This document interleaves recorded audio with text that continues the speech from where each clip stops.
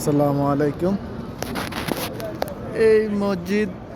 এই মসজিদে আমার নবী বৃষ্টির জন্য দোয়া করছিলেন।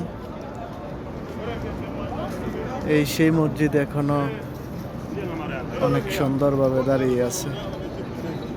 1400 বছর আগে এই মসজিদ, বহুত আগের মসজিদ। দেখেন অনেক সুন্দর, মানুষ আসতেছে, নামাজ পড়তেছে মসজিদে।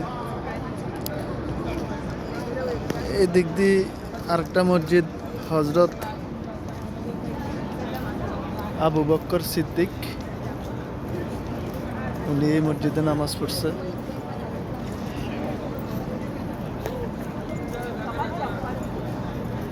দেখুন, আমি সবাইকে দেখাই।